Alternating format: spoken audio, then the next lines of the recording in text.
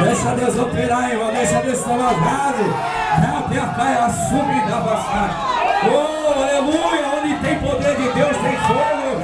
Aonde tem vaso tem lenha. O fogo pega, o fogo pega, irmãos. Louvado seja Deus. O povo de Deus tem que se alegrar, amém? As palmas para Jesus Cristo. A subir que dará. Oh, maravilha de Deus. Aleluia. Quanto sentir a presença de Deus aí, irmão?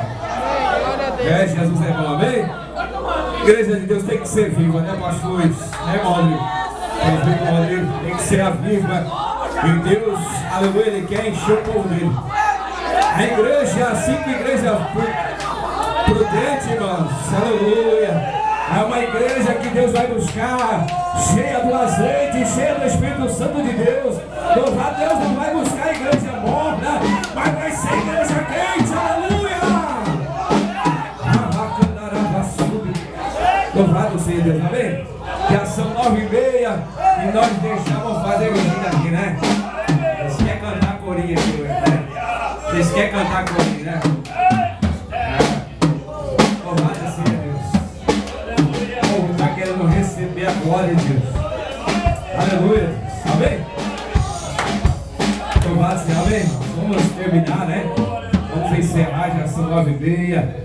Deixa para quarta-feira, tem avivamento, busca do Espírito Santo, né? Sexta-feira tem campanha de vitória. E domingo tem o culto dos varões, amém? Fica de pé em nome de Jesus.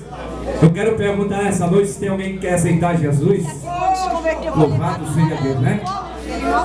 Alguém quer aceitar Jesus ou fazer uma nova aliança com o Senhor Jesus Cristo nessa noite? Renovar a aliança, né? Se tem, que Deus vem aqui à frente que nós vamos estar orando para os irmãos. Amém? Se não tem, que Deus possa dar outra oportunidade em nome de Jesus. Então segue-se os avisos, irmãos. Segunda, terça-feira, o ciclo de oração masculino e feminino, os irmãos sabem, né?